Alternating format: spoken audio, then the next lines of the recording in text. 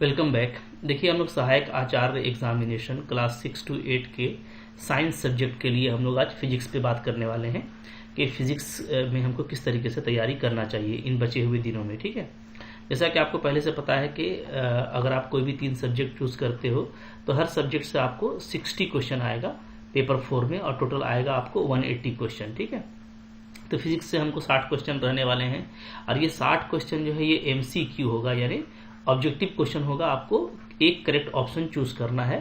CBT पे ये exam होगा, ये आपको पता है। ठीक है, अब यहाँ जो 60 क्वेश्चन है तो याद रखिएगा, इसमें जो 15 से लेके 20 क्वेश्चन होगा ना, ये डायरेक्टली आपका कॉन्सेप्ट बेस्ड होगा।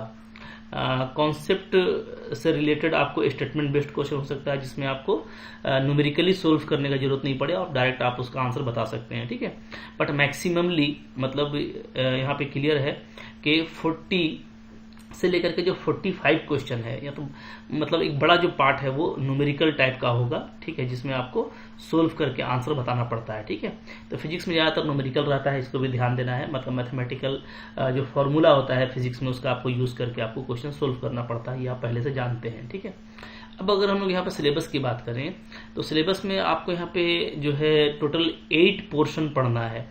जैसे फर्स्ट पोर्शन काफी बड़ा है जिसमें आप देख रहे हो जनरल फिजिक्स है, और जनरल फिजिक्स में भी काफी कुछ शामिल कर लिया गया है क्लास 11th और 12th का, जिसमें आप देखते हैं वेक्टर है, प्रॉपर्टीज, रिलेटिव वेलोसिटी का टॉपिक है, प्रोजेक्टाइल मोशन बहुत बड़ा टॉपिक होता है, uniform circular motion, work energy and power, gravitation, escape velocity, Kepler's law, planetary motion का। ठीक है, elementary idea of surface tension, viscosity, angle of contact, तो सब कुछ है लगभग।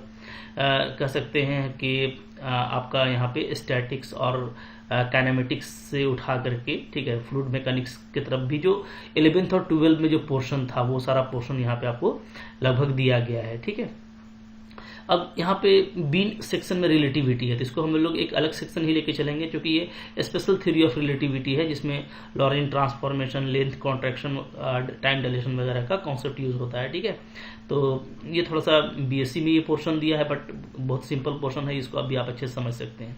तो अगर हम देखें इस तरीके से तो टोटल देखो यहाँ पे जनरल फिजिक्स हो गया, relativity, heat and thermodynamics, optics, electrostat and magnetism, current electricity, atomic and nuclear physics और इलेक्ट्रॉनिक्स। तो 7 यहाँ तक टोटल हुआ, और एक आपका जिससे मैंने बताया रिलेटिविटी को ऐड कर लें तो यहाँ पे आपके पास में 8 सेक्शन है। ठीक है, 8 सेक्शंस, और इट्स 8 सेक्शन से आपको 60 क्वेश्चन आने हैं। तो अब जाहिर सी बात है कि इक्वल डिस्ट्रीब्यूशन तो नहीं हो पाएगा। ठीक है, तो यहाँ पे भी वही कॉन्सेप्ट होगा कि जो आपका मेजर टॉपिक है उससे ज्यादा क्वेश्चन फ्रीज किए जाएंगे। ठीक है, अब यहाँ पे आपको 3 मेजर टॉपिक है, मैं आपको बता दूं।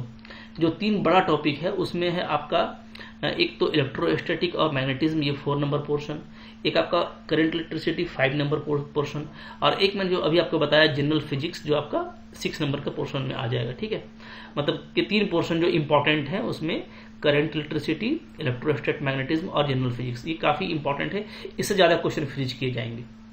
और ये मेजर सिलेबस है, इस सिलेबस का मेजर पोर्शन है, ये आप देख सकते हैं। ठीक है, तो अब आपको सबसे पहले इस पे आपको ध्यान देना है कि आपका इलेक्ट्रोस्टैट, मैग्नेटिज्म और करंट इलेक्ट्रिसिटी आपका अच्छा हो। ठीक है, तो आप जैसे देख रहे हो कि इसमें जो सिलेबस है आपका गाउस थ्योरम और उसका एप्लीकेशन, क्लास 12 NCERT कॉन्सेप्ट है। ठीक है, electric potential and field at a point due to electric dipole. तो आप देखो कि आपको गाउस थ्योरम, उसका एप्लीकेशन, इलेक्ट्रिक डाइपोल, कैपेसिटर और कैपेसिटर के कॉम्बिनेशन, सीरीज और पैरेलल दोनों। ठीक है, उसके अलावा मैग्नेटिक हिस्टैरिसीस, ये देखो बहुत छोटा सा कॉन्सेप्ट है, इससे एक क्वेश्चन आ सकता है, वरना चांस नहीं है कि इससे क्वेश्चन आएगा। क्लासिफिकेशन ऑफ मैग्नेटिक मटेरियल से एक क्वेश्चन आ सकता है, बट इसका भी चांस बहुत कम है। तो जो इंपॉर्टेंट पोर्शन है वो है गाउस थ्योरम, उसका एप्लीकेशन, इलेक्ट्रिक पोटेंशियल, ठीक है, इलेक्ट्रिक डाइपोल, कैपेसिटर। बट याद रखिए कि ये लिखने के लिए लिखा जाता है। अक्सर आप देखोगे तो इसमें क्वेश्चन इलेक्ट्रिक फील्ड से भी आ जाता है, ठीक, इलेक्ट्रिक फील्ड इंटेंसिटी से भी आ जाता है, इलेक्ट्रिक फोर्सेस से भी आ जाता है। ठीक है, तो अब अगर उससे क्वेश्चन कर दिया जाएगा, और चूंकि वो इंपॉर्टेंट जोन है तो ऐसा नहीं कि आप उसको फिर आउट ऑफ सिलेबस बोल पाएंगे, नहीं बोल पाएंगे, क्योंकि गाउस थ्योरम किस पे बेस्ड है, तो गाउस थ्योरम आपको पता है कि इलेक्ट्रिक फील्ड इंटेंसिटी पे बेस्ड है, इसका एप्लीकेशन है। ठीक है, फ्लक्स डेंसिटी का है। तो अब हम लोग यहाँ पे ये देखते हैं कि गाउस थ्योरम लिख दिया है, उसका एप्लीकेशन लिख दिया है, तो इलेक्ट्रिक फील्ड इंटेंसिटी खुद ब खुद आ गया। इलेक्ट्रिक फील्ड इंटेंसिटी आ जाएगा तो फोर्स ऑफ अट्रैक्शन रिपल्सन भी आ ही जाएगा। ठीक है, तो आपको याद रखना है कि इसको पूरा करने के लिए जो 12 में आपको इलेक्ट्रिक फील्ड इंटेंसिटी, ठीक है, फोर्सेस, उसके अलावा इलेक्ट्रिक पोटेंशियल, इलेक्ट्रिक डाइपोल, इसके डिफरेंट जो सिचुएशंस हैं, कैपेसिटर और इसका कॉम्बिनेशन, ये आपको अच्छे से देखना है। ठीक है, आप कैपेसिटर में कॉम्बिनेशन भी है, कैपेसिटर के बीच में जो एनर्जी इंट्रोड्यूस होता है वो भी है, तो ये सारा कुछ आपको इसमें अच्छे से देखना है। ठीक है, पोटेंशियल लॉस वगैरह भी है, तो सब कुछ आपको समझना है। तो इलेक्ट्रोस्टैटिक और मैग्नेटिज्म का हम लोग बात करें तो ये एक मेजर पोर्शन है। ठीक है, और इसी में करंट इलेक्ट्रिसिटी को ऐड कर दिया जाए तो जैसे अब दिख रहे हो किरचॉफ्स लॉ है and its application, Wheatstone bridge है, हीटिंग इफेक्ट ऑफ करंट है, बैट्स-ऑफ-हॉर्स लॉ है, Faraday law of electromagnetic induction है, लेंस लॉ है। ठीक है, तो सारे ही इंपॉर्टेंट पोर्शन है करंट इलेक्ट्रिसिटी के भी। अब इसमें आप देख रहे हो कि आपको Faraday's law of electromagnetic induction भी लिख दिया है, यानी इलेक्ट्रोमैग्नेटिक इंडक्शन से भी क्वेश्चन रहेगा। ठीक है, और जब भी हम लोग बात करते हैं करंट इलेक्ट्रिसिटी में तो बैट्स-ऑफ-हॉर्स लॉ तो आपके लिए इंपॉर्टेंट है, किरचॉफ्स लॉ आपके लिए इंपॉर्टेंट है, व्हीटस्टोन ब्रिज आपके लिए इंपॉर्टेंट है, बट क्योंकि मैग्नेटिज्म भी देखिए यहाँ पे लिखा हुआ था। ठीक है, तो मैग्नेटिज्म से कैसा क्वेश्चन आएगा, तो मैग्नेटिक फोर्स आपके लिए इंपॉर्टेंट हो गया, क्योंकि यहाँ पे बैट्स-ऑफ-हॉर्स लॉ आपको लिख रहा है, तो मैग्नेटिक फोर्सेज भी आपके लिए इंपॉर्टेंट हो गया। दो पैरेलल करंट कैरिंग कंडक्टर के बीच में जो फोर्स ऑफ अट्रैक्शन रिपल्सन होता है वो आपके लिए इंपॉर्टेंट हो गया। ठीक है, फिर यूनिफॉर्म मैग्नेटिक फील्ड में जो एक चार्ज का डिफरेंट पाथ होता है वो आपके लिए इंपॉर्टेंट हो गया। तो देखिए सिलेबस ये थोड़ा शॉर्ट में लिखा हुआ मैं आपको बताऊंगा। ठीक है, ये सिलेबस थोड़ा शॉर्ट में लिखा हुआ है। एक्चुअली जो क्लास 12 का जो ये आपका एनसीईआरटी में जो कॉन्सेप्ट है, ठीक है, उसको आपको पूरा रिवीजन करना है, करंट इलेक्ट्रिसिटी का पूरा और इलेक्ट्रोस्टैट और मैग्नेटिज्म का पूरा। ठीक है, और इन दोनों से मिला करके मैं आपको बता रहा हूँ 25 से 30 क्वेश्चन रहेंगे। ये मेजर पार्ट है, 60 में हाफ पार्ट भी इसका हो सकता है। ठीक है, उससे कुछ कम भी होगा, बट हाफ पार्ट भी जा सकता है क्योंकि बहुत मेजर पोर्शन है। तो आपको 12 जो एनसीईआरटी है, ठीक है, उसका अच्छे से रिवीजन कर लेना है, क्योंकि बहुत छोटी छोटी चीजें हैं, डेफिनेशन है, किसी का भी आपको डायमेंशनल फॉर्मूला भी पूछ देता है, अक्सर ऐसा हुआ, किसी का यूनिट भी पूछ देता है, तो छोटी छोटी चीजें भी पूछी जाती है। ठीक है, और कुछ न्यूमेरिकल पॉइंट ऑफ व्यू से भी पूछा जाता है। तो ज्यादा इंपॉर्टेंट तो ये है किरचॉफ्स लॉ, याद रखिएगा, Wheatstone bridge, Biot Savart law, Faraday law of electromagnetic induction, Lenz law, इसे डायरेक्टली क्वेश्चन रहेगा। और यहाँ पे जैसे गाउस लॉ, इसके एप्लीकेशन से डायरेक्टली क्वेश्चन होगा, कैपेसिटर का कॉम्बिनेशन से, बट इसके अलावा भी electric field intensity, different trajectory of a charge in uniform magnetic field, magnetic forces, Lorentz forces, इस सबसे क्वेश्चन आ सकता है। ठीक है, तो आपको इसको ध्यान देना है बढ़िया से, रिवीजन आपकी अच्छी होनी चाहिए, तो आप इसको बड़े पैमाने पे पिक कर लोगे। और अगर इसको आप पिक कर लेते हो तो आपका हाफ फिजिक्स यहाँ पे पूरा हो जाता है। ठीक है, अब फिजिक्स में जो एक रहा सहा कसर है, अगर आप इसको अच्छा कर लेते हैं जनरल फिजिक्स को, तो ये काफी हद तक पूरा कर देगा, जिसमें आपको वेक्टर और उसका प्रॉपर्टीज तो काफी सिंपल चीज है, रिलेटिव वेलोसिटी ये भी आप जानते हो, सिंपल चीज है। ठीक है, प्रोजेक्टाइल मोशन में अब जो भी इंपॉर्टेंट चीजें हैं उसमें रेंज है, टाइम ऑफ फ्लाइट है, मैक्सिमम हाइट है, डिफरेंट उसका एप्लीकेशन है उसको, यूनिफॉर्म सर्कुलर मोशन में सेंट्रीपिटल सेंट्रीफ्यूगल फोर्स। ठीक है, वर्क एनर्जी पावर, नाम बहुत छोटा है बट इससे बहुत सारा क्वेश्चन फ्रीज हो सकता है, ग्रेविटेशन, एस्केप वेलोसिटी बहुत ज्यादा इंपॉर्टेंट नहीं है, केपलर्स लॉ अगेन इंपॉर्टेंट है, और सरफेस टेंशन से एक क्वेश्चन, इससे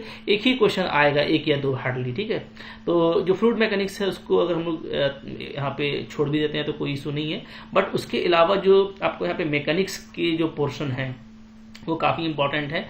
तो इससे भी मैं आपको बताऊंगा कि 10 से लेकर 12 क्वेश्चन इससे आ सकते हैं। ठीक है जी, तो अगर उन दोनों को मिला दिया जाए तो 40 to 45 क्वेश्चन यहां से आ जाएगा।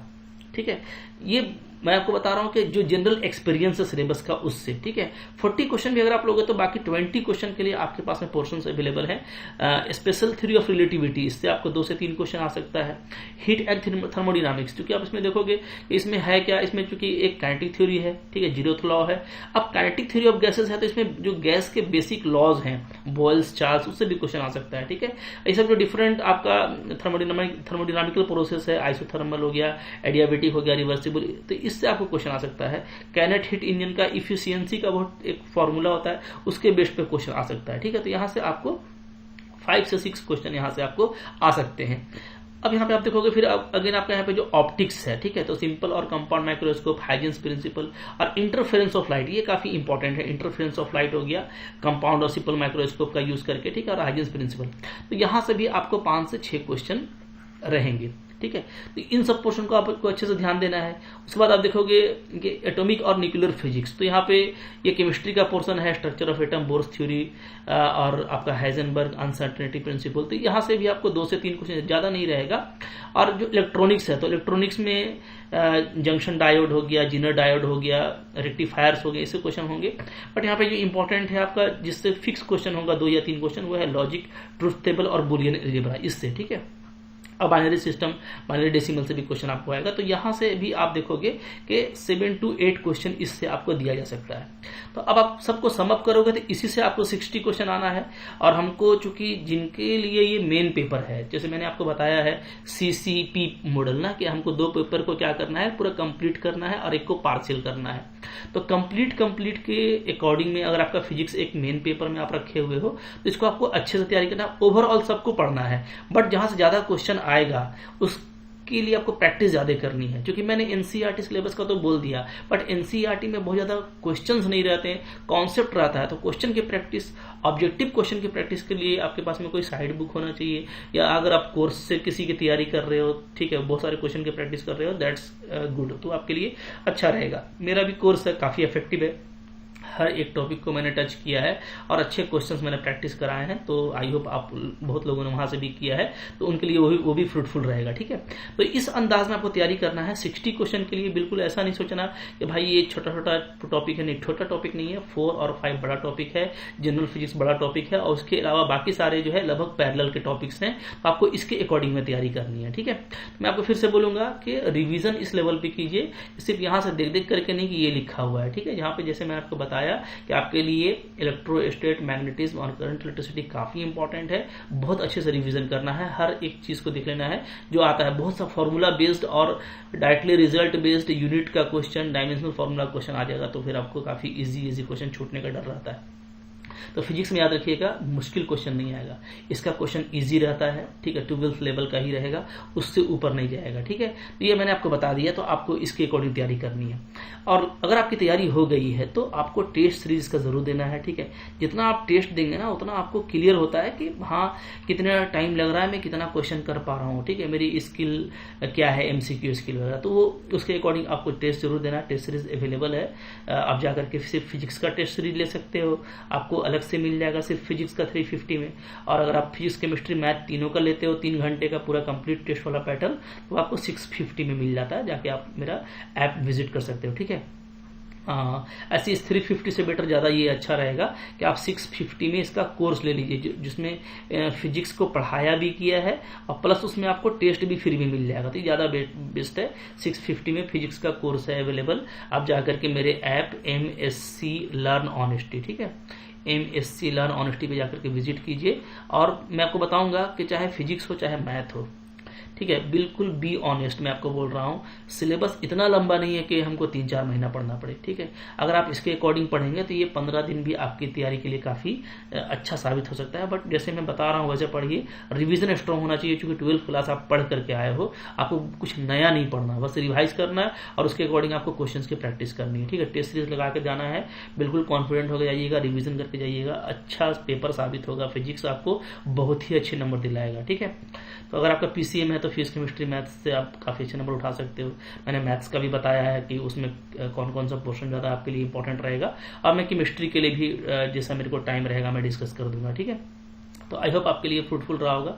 इसी तरीके से पढ़िए, पढ़ने का कोशिश कीजिए, तैयारी कीजिए, टाइम बर्बाद मत कीजिए।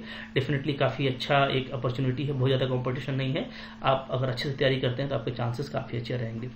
अच्छा लगा होगा शेयर कीजिएगा इसको, ठीक है। कोई अगर इशू है तो उसमें आप कमेंट कर सकते हैं, कुछ पूछना हो तो, और इसको सब्सक्राइब जरूर कीजिए। और काफी सारा कंटेंट फ्री में अवेलेबल है प्लेलिस्ट में, आप TGT फिजिक्स विजिट कीजिएगा, आपको वहां से काफी कुछ मिल जाएगा पढ़ने के लिए, ठीक है। Thank you very much.